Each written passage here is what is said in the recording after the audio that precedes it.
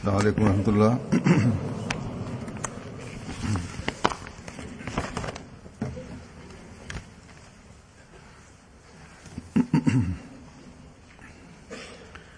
أشهد أن لا إله إلا الله وحده لا شريك له وأشهد أن محمدا عبده ورسوله أما بعد فأعوذ بالله من الشيطان الرجيم بسم الله الرحمن الرحيم الحمد لله رب العالمين الرحمن الرحيم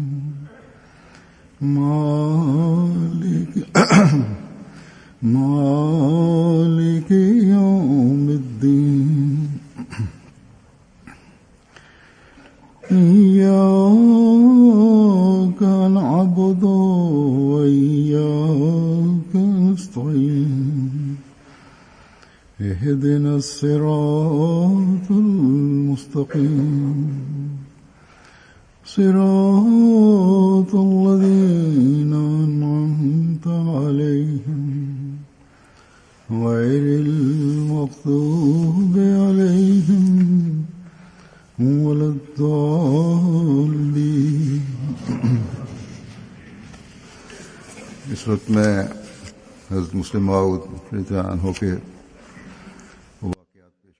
Halifa mtukufu ayyadahullah taala Ibn Abdul Aziz anasema kwamba sasa hivi nitaeleza matukio ya halifa wa pili aliyoeleza kuhusu Sayyidina Ahmad alayhi salatu wassalam.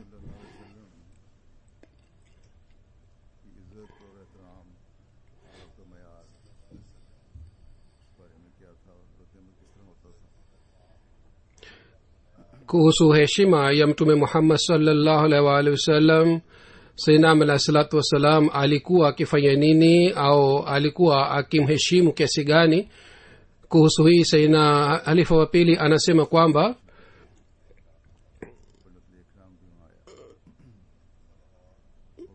Sayyidina Ahmad alayhi salatu wassalam alikuwa katika stesheni ya Lahore na Pandit Lekram akaja pale na akamsalimia Sayyidina Ahmad alayhi salatu wassalam, kwa sababu Pandit Lekram alikuwa cheo kikubwa katika mabaniani.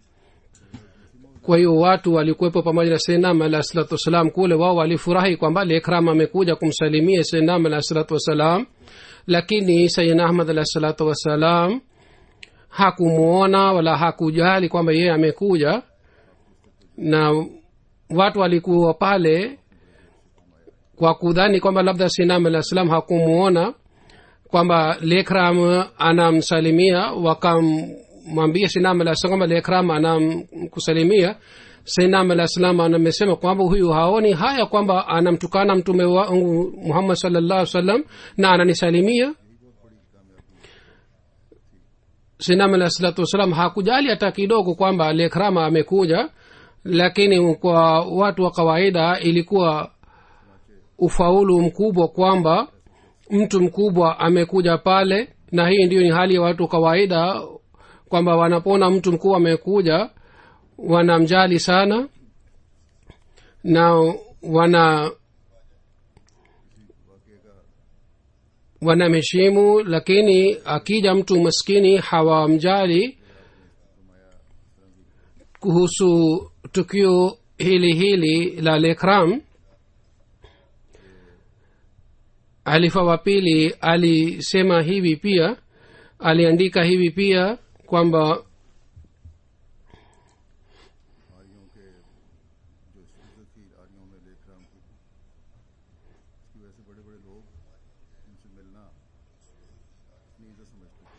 heshima alikuwa anayo Lekram katika Arya, yani mabaniani.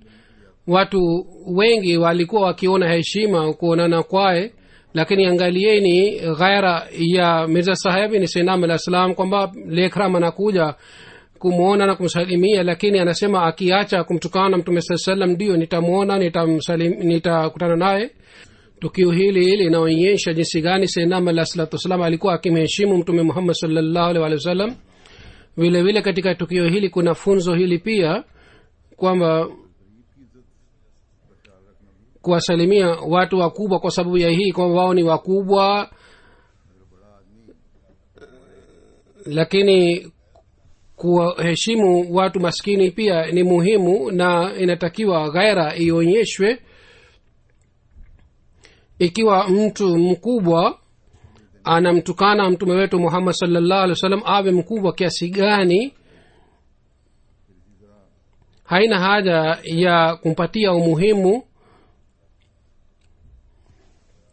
vile vile kwa kueleza tukio lingine, halifa wa pili radhiallahu taala anhu anasema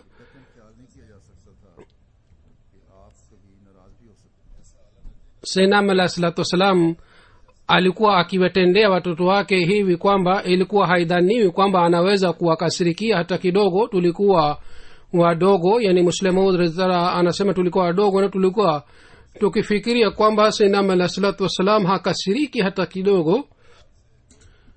alikuwa akipenda watoto wake kiasi hiki kwamba maulwi abdul karim saheb radhiallahu taala anhu anasema kwamba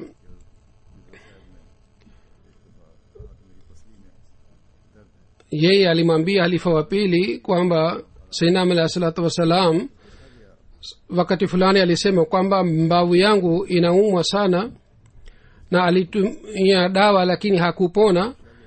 ilipoangaliwa katika mfuko wake ilikuwa jiwe, na kwa sababu ya jiwe ile mbavu yake ilianza kuumwa.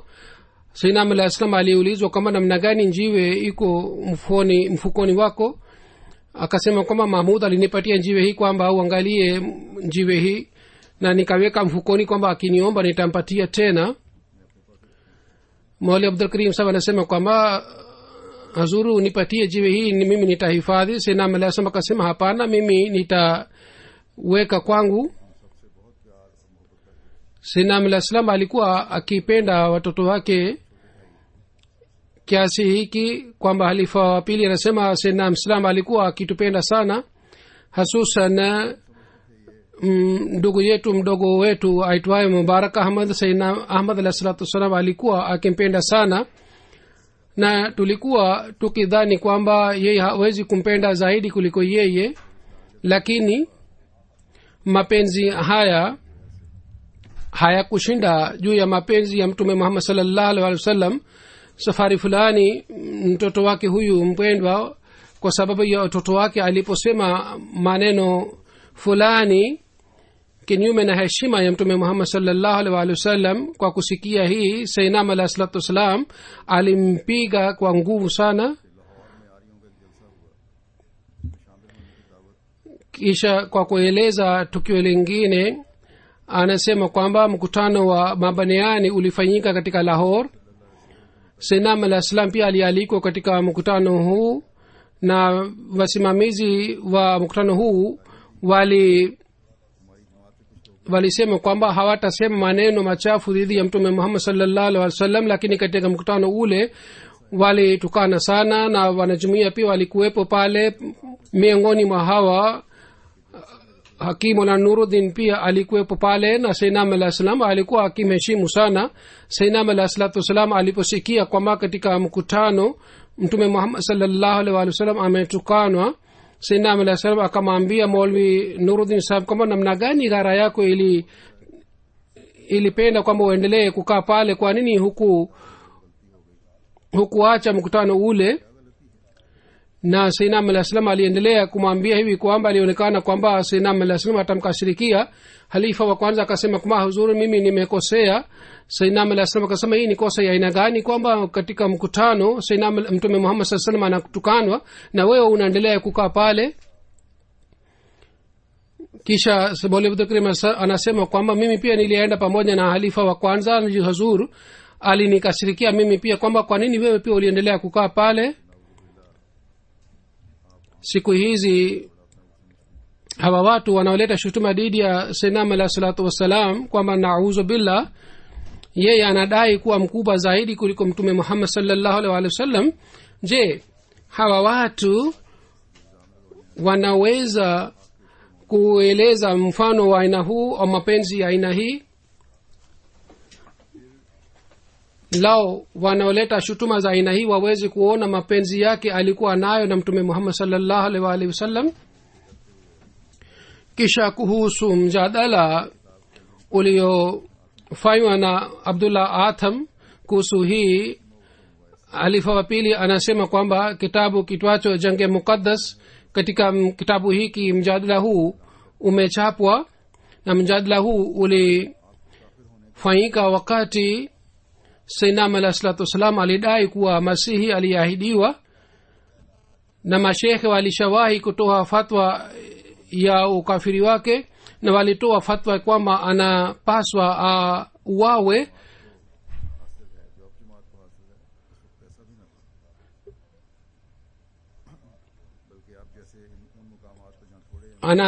Halifa wa pili anasema kwamba hali ilikuwa inayo siku hizi, siku zile hata hali hii ilikuwa haipatikani.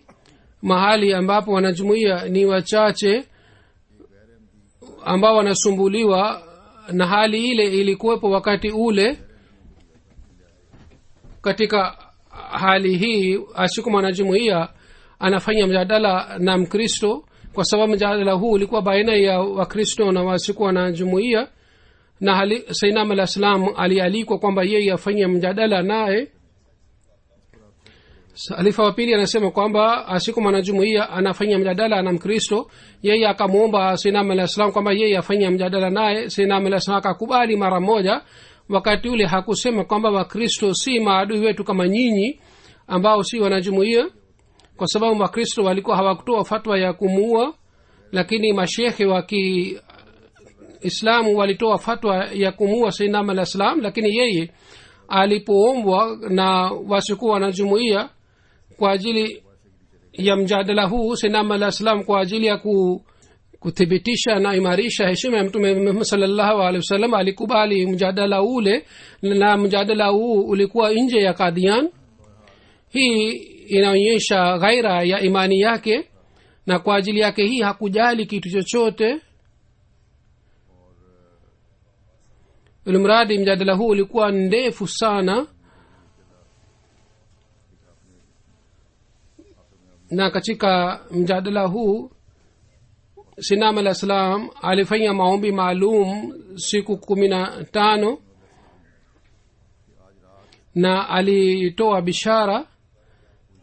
Kuhusu bishara hii ya Sayyidina alayhi salam, halifa wa pili anasema kwamba leo usiku niliofunuliwa ni hii, kwamba nilipofanya maombi sana kwa unyenyekevu, na nilimwomba Mwenyezi Mungu kwamba ufanye uamuzi, sisi ni wanyenyekevu, min ghairi ya uamuzi wako sisi hatuwezi kufanya chochote.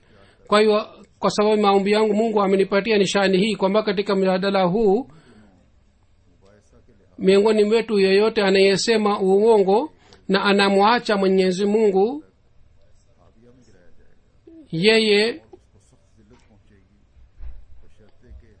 yeye katika miezi 15 atatupwa motoni ikiwa yeye hatubu, na yule ambaye anamwamini Mwenyezi Mungu heshima yake itajulikana kwa sababu ya mjadala huu. Na Sayyidina alayhi salam alikuwa akimwamini Mwenyezi Mungu, na Wakristo walimfanya Yesu Kristo kuwa Mungu, na kuhusu hii walikuwa wanafanya mjadala, na matukio yake pia dunia ilishuhudia. Kuhusu hii halifa wa pili radhiallahu ta'ala anhu ameeleza matukio mawili, na eleza matukio haya kuhusu mjadala huu. Sehemu moja halifa wa pili kwa kueleza tukio hili, halifa wa pili radhiallahu ta'ala anhu ameeleza habari ya Ghulam Farid Chachra Sharif, kwamba Sayyidina alayhi salam aliyotoa bishara dhidi ya Abdullah Atham. Kama nimeshawahi kueleza, muda wake ulipopita, yani miezi 15 ulipopita na Atham hakufa, watu wa kawaida wakaanza kupiga kelele kwamba bishara ya Mirza Sahib haikutimia.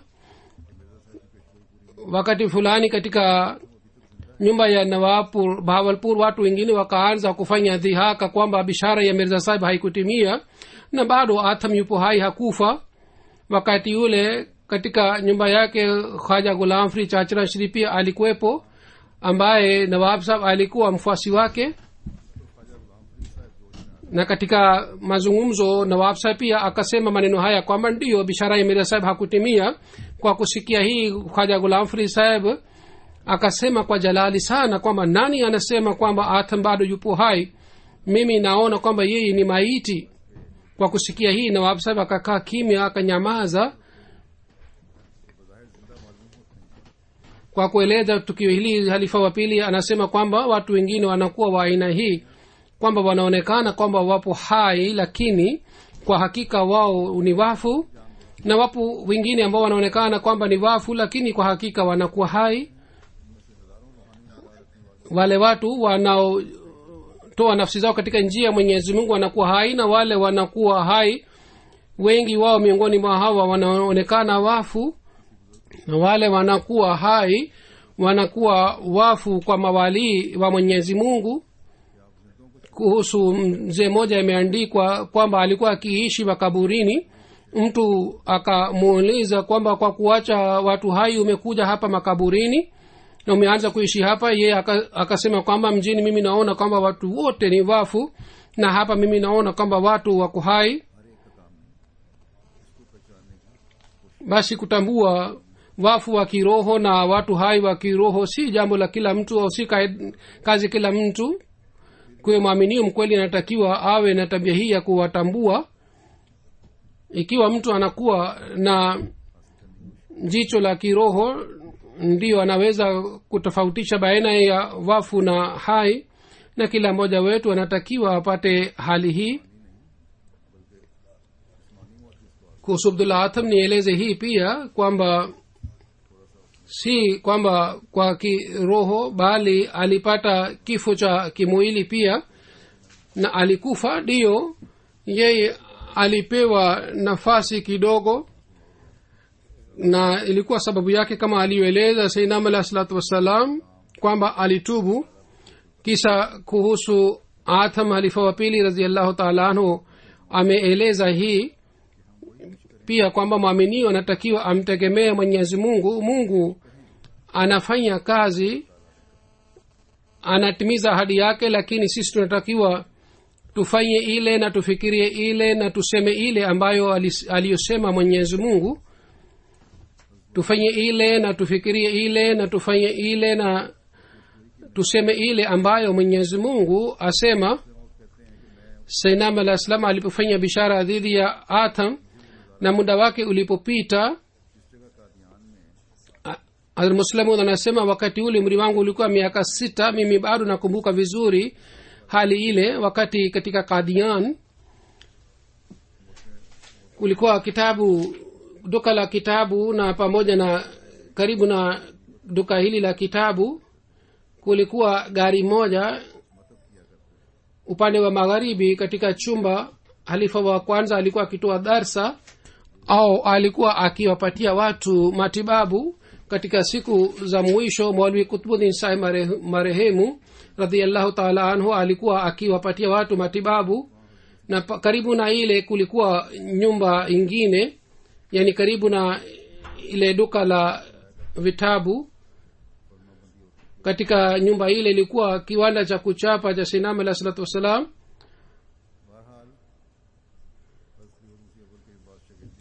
Kule vitabu vilikuwa vikichapwa, na katika chumba kile cha vitabu vile vilikuwa vikiwekwa, na wanafunzi kadhaa wa halifa wa kwanza pia walikuwa wakiishi pale. Na wakati ule watu walikuwa wachache sana, kwa watu walikuwa wakija kule katika siku zile walikuwa wakiwa wanafunzi wa halifa wa kwanza.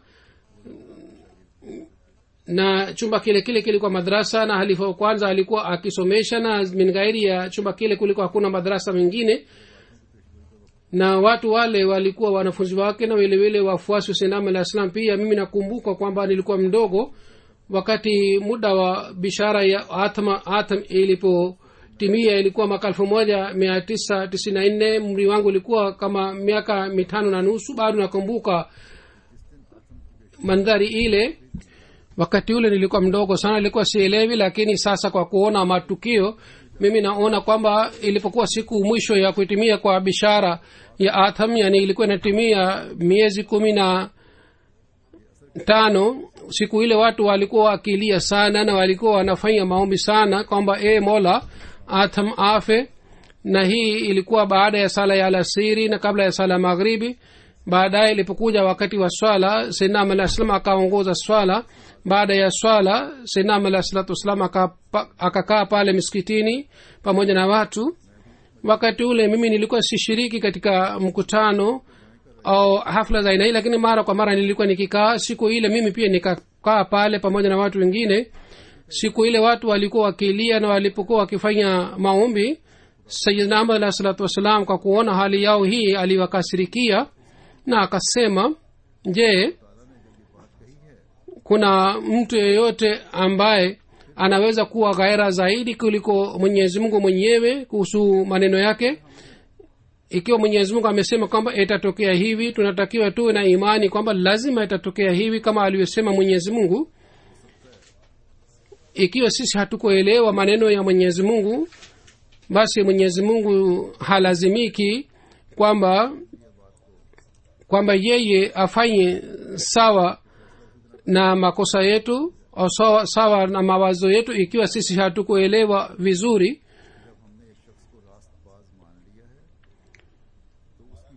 Kazi yetu ni hii tu kwamba wakati tulipompokea imamu tumwamini na tuwe na imani juu ya maneno yake.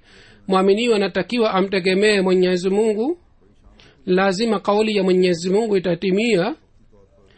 Halifa mtukufu anasema kama niliyosema kwamba bishara ile ilitimia na ilitimia kwa shani sana. Ndiyo, kwa muda mfupi kwa sababu ya tauba ya atam bishara ile iliahirishwa, lakini hatimaye yeye alikamatwa sawa na bishara. Kuhusu hii Sayyidina Alayhi Salam ameeleza sehemu mbalimbali. Kwa mfano ameeleza Sayyidina Alayhi Salam kuhusu bishara ya atam kwamba jumuiya yetu inatakiwa ielewe mambo haya,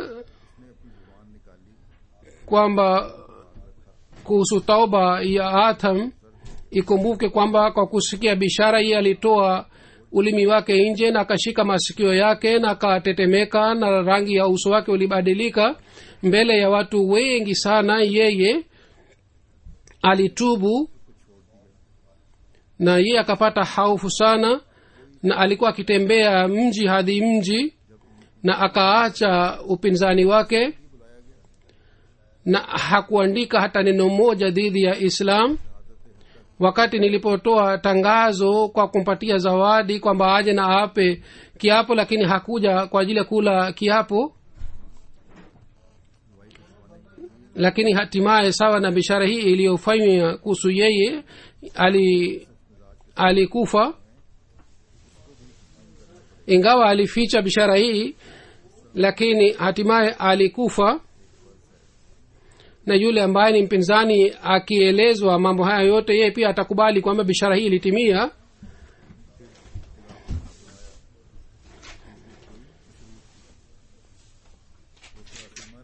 Kisha sehemu nyingine Sayyidina Alayhi Salam amesema kwamba bishara hii ilikuwa na masharti. Atam aliendelea kuogopa na aliendelea kutembea mji hadi mji. Yeye angekuwa na imani juu ya Yesu Kristo, kwa nini alikuwa anaogopa sana? Lakini mara alipoogopa na alificha hali yake hii na alitaka kupoteza dunia. Katika hali hii Mwenyezi Mungu sawa na ahadi yake nilipotoa tangazo la mwisho, miezi 7 ilikuwa bado haijapita, yeye alikufa na adhabu ya Mwenyezi Mungu ilikuwa ikiogopa ilimshika. Mimi sielewi kwamba kuhusu Atham watu wanaweza kupata shida gani kuhusu kifo chake. Na kutumia bishara hii kuna hoja wazi kiasi hiki kwamba kwa kuona hoja za aina hii mahakama inatoa hukuma dhidi ya wakosefu. Kisha sehemu nyingine Sayyidina Ali sallallahu alaihi wasallam amesema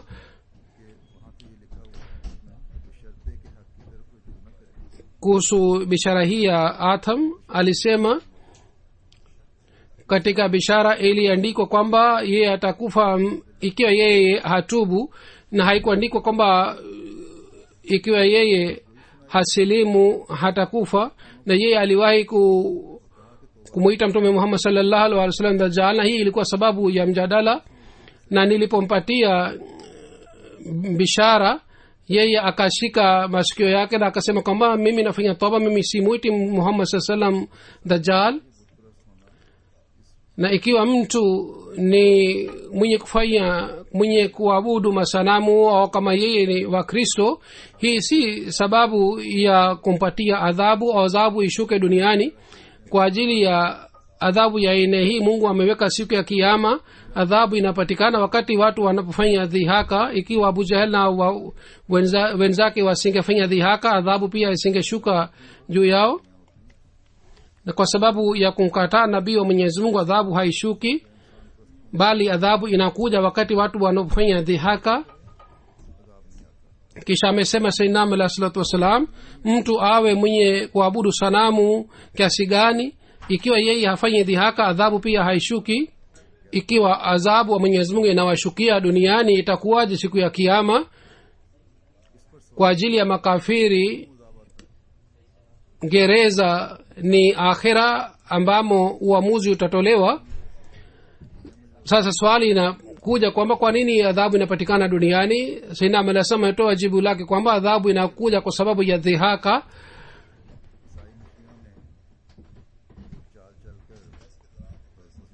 Mjadala huu uliofanyika, katika mjadala huu mapadri wa Kikristo walijaribu kumfedhehesha Sayyidina Ali sallallahu alaihi wasallam, na wakadhani kwamba wafanye mpango wa aina hii kwamba yeye afedheheke mbele ya watu. Lakini Mwenyezi Mungu alirudisha shari yao juu yao, na wao wakapata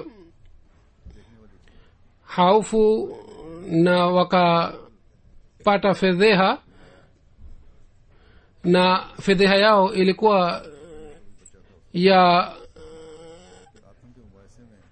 aina hii kwamba halifa wa kwanza alikuwa akisema kwamba katika mjadala wa Atham, hali niliyoona wakati ule tulishangaa sana kwa kuona hali ile.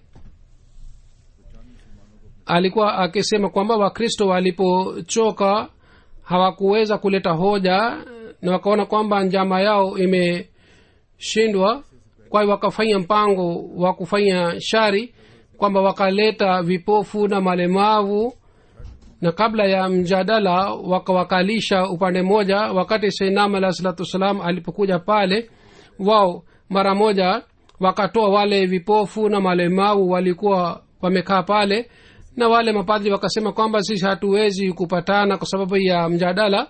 Wewe unadai kwamba wewe ni umekuja kwa niaba ya Masihi Yesu Kristo, na Masihi alikuwa akiwapona vipofu na mabubu pia walikuwa wakipona, na malemavu pia walikuwa wakipona.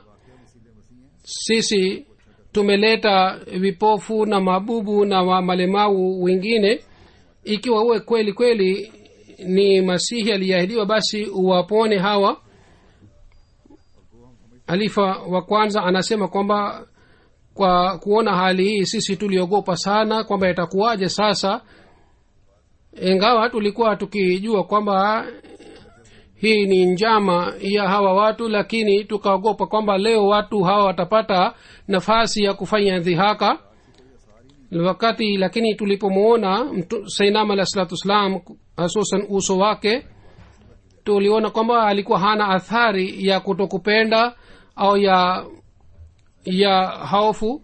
Mapadri walipomaliza kauli yao, Sayyidina alayhi salatu wasalam akasema, ewe padri, mimi nadai kuwa masihi wa yule ambaye sawa na mafundisho ya dini tukufu ya Islam alikuwa hawaponi watu wa aina hii, vipofu wa aina hii na malemau wa aina hii, lakini wewe una imani kwamba Yesu Kristo alikuwa akiwapona vipofu na mabubu na walemavu alikuwa akiwapona kwa baraka yake. Na katika kitabu chake imeandikwa hii pia kwamba ikiwa nyinyi mna imani sawa na chembe ya hadali, na mkisema milima ianze kutembea na milima itaanza kutembea, na miujiza ninayoonyesha mimi Masihi alisema kwamba nyinyi wafuasi wangu pia mnaweza kuonyesha. Kwa hiyo hamwezi kuniuliza swali ya aina hii. Mimi naweza kuonyesha miujiza alionyesha Mtume Muhammad sallallahu alaihi wasallam ambaye ni nabii wangu. Ikiwa unataka miujiza ya aina ile naweza kuonyesha, lakini ikiwa unazungumza kuhusu miujiza ya haya unayosema, katika kitabu chake kimeandikwa kwamba kila Mkristo ambaye ana imani sawa na chembe ya hadali anaweza kuonyesha miujiza sawa na Yesu Kristo. Basi umesema jambo la maana sana kwamba umeleta hawa walemavu na vipofu, basi hawa wapo hapa. Ikiwa wewe una imani sawa na chembe ya hadali, basi uwapone hawa ambao umewaleta. Alifa kwanza anasema kwamba kwa kusikia jibu hili mapadri walishangaa kiasi hiki kwamba walianza kuwapeleka mbali wale vipofu na walemavu. Na hii ndiyo ni hali kwamba Mwenyezi Mungu anawaheshimu mitume wake na anawapatia majibu ya aina hii kwamba maadui wanashindwa na hawawezi kuleta hoja dhidi yake. Mtu mmoja ambaye alikuwa mfuasi wa Sayyidina alayhi salatu wasalam sana, baadaye aliritadi. Kuhusu yeye Khalifa wa pili radhiyallahu ta'ala anhu anasema kwamba katika Ludhiana alikuwa mtu mmoja aitwaye Mir Abbas Ali Saheb. Alikuwa akimpenda sana Sayyidina alayhi salatu wasalam. Hata kwa kuona hali yake Sayyidina alayhi salam alipata ufunuo pia kuhusu hali yake. Katika Ludhiana ilipokuwa mjadala baina ya Sayyidina alayhi salam na Muhammad Hassan Batalvi, wakati ule Mir Abbas Ali alipeleka ujumbe fulani. Wakati ule mashehe walikuwepo pale, waliheshimu sana Mir Abbas Ali na walibusu mikono yake na wakasema kwamba wewe ni katika watoto wa Mtume Muhammad sallallahu alaihi wasallam, tunaweza kufanya baiti yake, lakini huyu Mughal amekuja kutoka wapi? Ikiwa angekuja Imam Mahdi angekuja katika watoto wa Sayyidina alayhi salatu wasalam. Kisha baadaye wakaanza kueleza historia ya masufi na mawaliana. Mir Sahib alikuwa akipenda sana masufi. Mashehe wakasema kwamba masufi walikuwa wakionyesha miujiza ya aina hii na wakaeleza matukio za aina mbalimbali. Ikiwa Mirza Sahib ni imam na basi atuonyeshe muujiza, tutampokea. Kwa mfano ashike nyoka kwa mkono wake au afanye muujiza aina hii. Mir Abbas Sahib alipenda maoni yao. Mir Abbas alipomjia Sayyidina alayhi salam akamwambia Sayyidina alayhi salam kwamba ikiwa anaonyesha miujiza watu wote watampokea. Sayyidina alayhi salam anasema kwamba niliposikia kwamba Mir Sahib anasema kwamba nionyeshe miujiza, wakati ule nikawa na yakini kwamba Mir Sahib amekamatwa na mashekhi. Wakati ule Sayyidina alayhi salam alijaribu kumwelewesha, lakini yeye hakuelewa na hatimaye imani yake ilipotea na aliritadi, na imani alikuwa anayo ile yote ilipotea.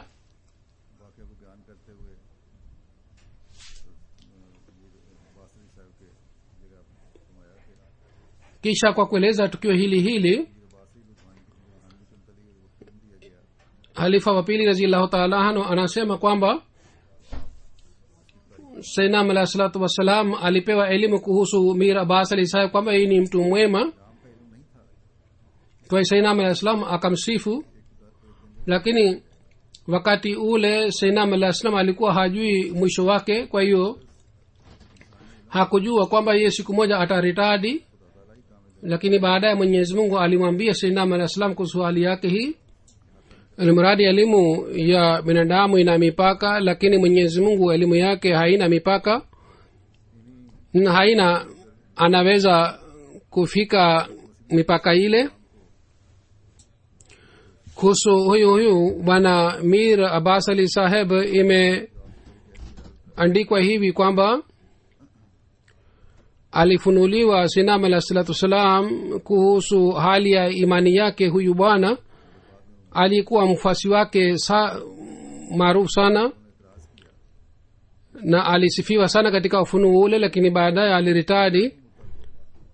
Watu wengine wakaleta shutuma dhidi ya Sinam alayhi salatu wasalam kwamba yeye alisifiwa katika ufunuo, kwa nini baadaye ameritadi? Sinam alayhi salatu wasalam amesema kwamba bila shaka katika ufunuo alisifiwa, na katika maneno ya Mwenyezi Mungu ilielezwa kwamba huyu bwana alikuwa na imani hali ya juu, lakini wakati hakutumia vizuri hali ya imani yake na alipopata kibri, basi ghadhabu ya Mwenyezi Mungu akashuka juu yake na hatimaye akaritadi.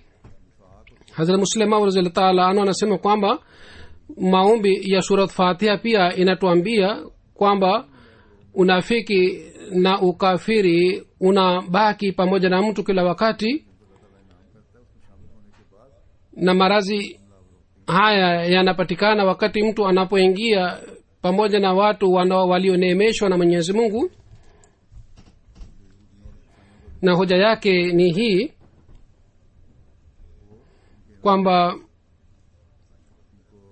hali ya Mayahudi na Wakristo iliyoelezwa katika sura Al-Fatiha, hali yao hii ilipatikana baadaye waliponeemeshwa. Ikiwa watu walioneemeshwa hawatambui hali yao, wao katika hali kwa sababu ya kibri wanapata ghadhabu ya Mwenyezi Mungu au wanakuwa miongoni wa dhalin. Basi inatakiwa nukta hii ikumbukwe kila wakati kwamba mwisho wa katika sura Fatiha Mwenyezi Mungu ametufundisha dua ya kujiepusha na maovu. Kila wakati inatakiwa dua hii ikumbukwe kwamba Mwenyezi Mungu aendelee kutuingiza miongoni wa wale walioneemeshwa na athari yake mbaya isipatikane juu yetu. Kisha halifa wa pili radhiyallahu ta'ala anhu kwa kueleza hali hii kwamba hatuwezi kutegemea elimu ya kidhahiri wala hatuwezi kuweka msingi juu ya elimu ya kidhahiri, na amesema kwamba ikiwa sisi tunamuita mtu mwema kwa sababu ya elimu ya kidhahiri, katika hali hii tutawaita manabii wote ni waongo, kwa sababu wanaowapinga manabii hawa wanakuwa maulama, yani wanakuwa na elimu ya kidhahiri. Sayyidina alayhi salatu wasalam pia alipingwa na maulama wa aina hii ambao walikuwa wakijiona kwamba ni wana elimu ya kidhahiri hali ya juu. Hata Mwalimu Muhammad Hussain Batalvi kwa fedheha sana alikuwa akiandika jina la Sayyidina alayhi salatu wasalam kwa kusema Munshi Ghulam Ahmad, yani yeye ni clerk, yeye si mtaalamu, na yeye alikuwa akifurahi kwa kuandika maneno haya ya munshi yani clerk. Kisha amesema halifa wa pili kwamba nilikuwa mdogo wakati Maulvi Sayyid Hasan Saheb Amrohvi alieleza katika hafla fulani kwamba Mwalimu Muhammad Hussain Batalvi aliandika kuhusu mimi kwamba mimi ni Maulvi yani sheikh, na kuhusu Sayyidina alayhi salam aliandika kwamba yeye ni munshi na clerk. Halifa wa pili anasema kwamba mimi sikupenda wakati ule aliposema hivi, ingawa nilikuwa mdogo, na hata siku hizi pia napenda maneno yake haya.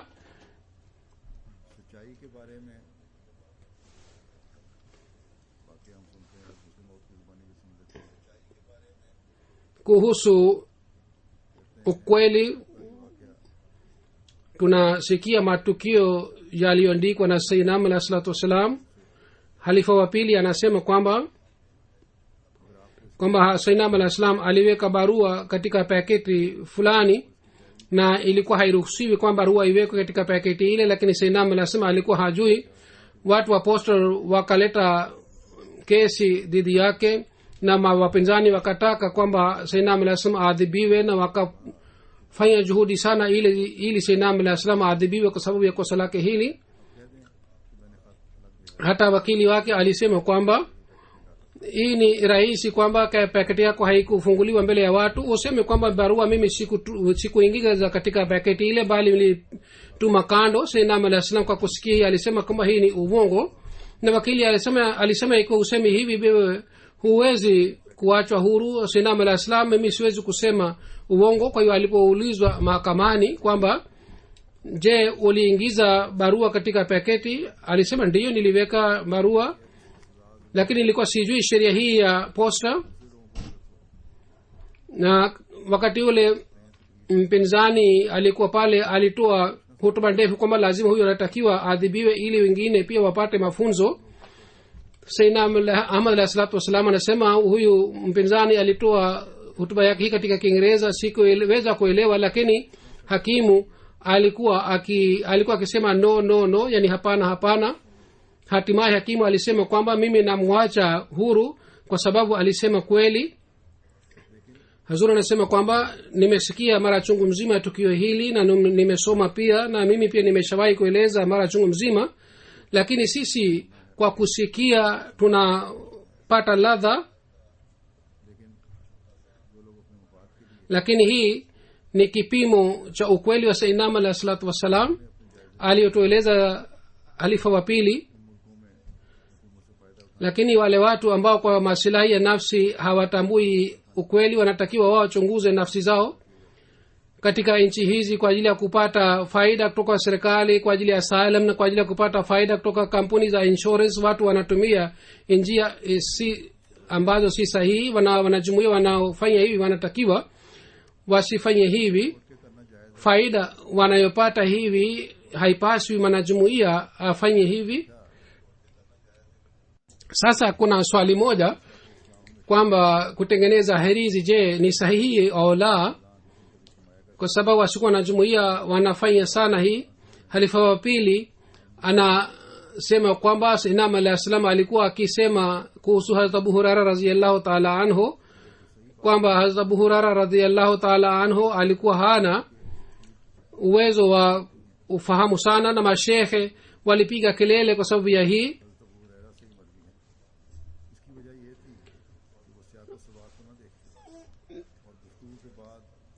siku hizi hadithi zinazosaidia wakristo zimesumuliwa na Abu Huraira, kwa sababu Huraira alikuwa hajali madhumuni ya riwaya, bali bila kuelewa alikuwa akieleza mbele. Lakini masahaba wengine kwa kuelewa madhumuni ya maneno walikuwa wakieleza vile vile. kuhusu sayyidina alayhi salatu wasalam pia riwaya zimechapwa na zimeandikwa na zimeelezwa na wale watu ambao hawana ufahamu, na kwa sababu ya hii riwaya aina hii inachapwa, na kwa kutumia riwaya zile watu wanaleta shutuma dhidi ya jumuiya. Kwa mfano riwaya moja ilielezwa kwamba wakati siku moja ilipobaki katika bishara ya Atham aliwaambia watu kadhaa kwamba wafanye wazifa juu ya ndengu kiasi hiki na walete kwake. na masahaba walipofanya hivi kwa kusoma wazifa, walipoleta kwake sayyidina al-islam akachukua zile ndengu na akaenda nje ya Kadhiana akatupa zile ndengu na akarudi mara moja.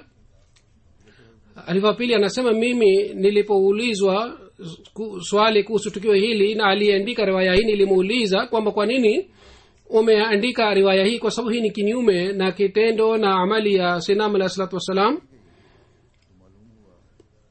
na hii riwaya yake inaonyesha kwamba sayyidina alayhi salam pia alikuwa akitengeneza hirizi. na utafiti ulipofanywa ilijulikana kwamba mtu mmoja aliona ndoto ya aina hii, na ndoto ilipoelezwa mbele ya sayyidina alayhi salatu wasalam, sayyidina alayhi salatu wasalam amesema kwamba unaweza kutimiza ndoto yako. Sasa kufanya kazi kwa sababu ya ndoto na kufanya kazi kwa kuwa na nia ni kitu tofauti. na baadhi wakati ndoto inatimizwa ikiwa Mwenyezi Mungu anataka basi aondoe madhara yake. Na watu wanaoeleza elimu ya ndoto wao wanasema kwamba ikiwa mnatimiza ndoto ambayo ni mbaya, tukio lile halitokei lilionekana katika ndoto. Na mfano wake pia inapatikana katika hadithi. Mtume sallallahu alaihi wasallam katika ndoto aliona kwamba Suraka bin Malik amevaa bangili za Kisra. Katika ndoto hii ikiwa ilielezwa hii kwamba waislamu watashinda nchi ya Irani, vile vile ilikuwa ishara hii pia katika ndoto hii kwamba baada ya ushindi wa Iran kutoka kwa watu wa Irani shida za aina mbalimbali zitapatikana, kwa sababu katika ndoto ikiwa mtu anaona dhahabu maana yake ni musiba na shida. Hazrat Umar radhiyallahu ta'ala anhu sawa na ndoto ya Mtume Muhammad sallallahu alaihi wasallam alimwambia Suraka kwamba awae bangili mbili, pengine itakuadhibu, ilhali mwanamume hatakiwi awae dhahabu. Lakini Hazrat Umar radhiyallahu ta'ala anhu alimwisha bangili kwamba ikiwa kuna madhara, yale madhara yaondoke. Hivi Hazrat Umar radhiyallahu ta'ala anhu alitaka kuondoa madhara yaliyokuwa ndani ya ndoto hii ya Mtume Muhammad sallallahu alaihi wasallam.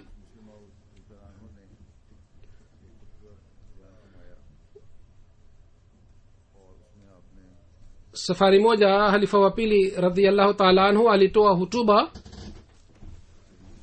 na katika hutuba aliwasihi wanajumuiya kwamba wao wasipigane. Na hutuba hii ilitolewa katika mwaka 1931 kwamba jumuiya imekuwa balehe sasa na tunatakiwa sasa tulinde imani yetu na vitendo vyetu viwe sawa na dini tukufu ya Islam. Baada ya kueleza hali hii, halifa wa pili radhiyallahu ta'ala anhu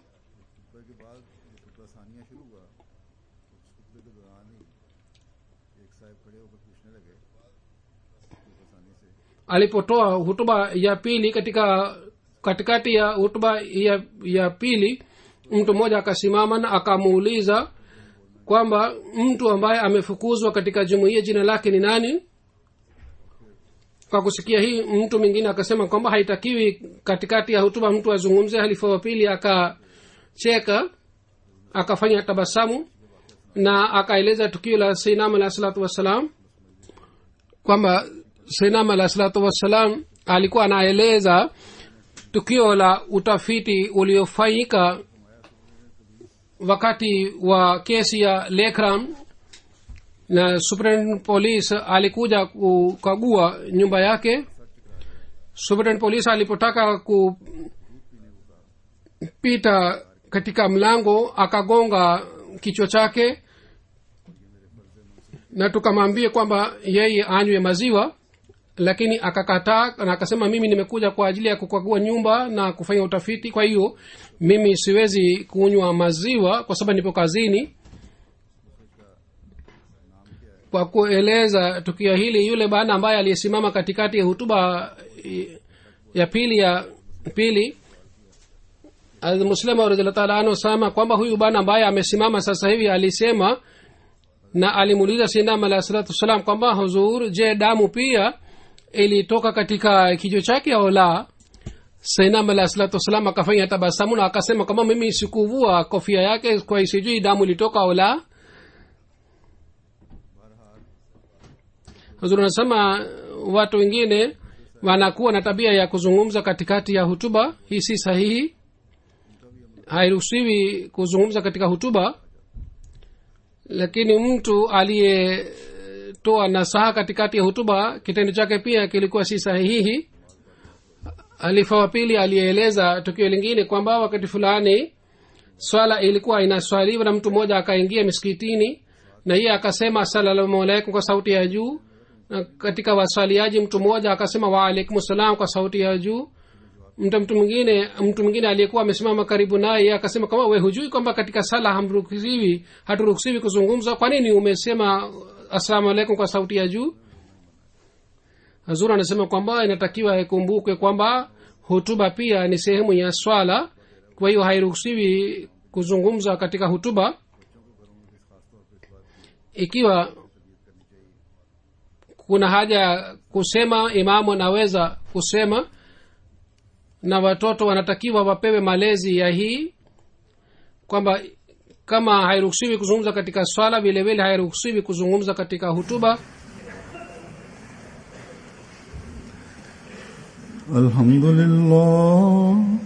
Alhamdulillah nahmaduhu wa nasta'inuhu wa nastaghfiruhu wa nu'minu bihi wa natawakkalu alayhi wa na'udhu billahi min shururi anfusina wa min sayyiati a'malina. من يهده الله فلا مضل له ومن يضلل فلا هادي له ونشهد أن لا إله إلا الله ونشهد أن محمدا عبده ورسوله. عباد الله رحمكم الله إن الله يأمر بالعدل والإحسان وإيتاء ذي القربى وينهى عن الفحشاء والمنكر والبغي يعظكم لعلكم تذكرون. اذكروا الله يذكركم وادعوه يستجب لكم ولذكر الله أكبر.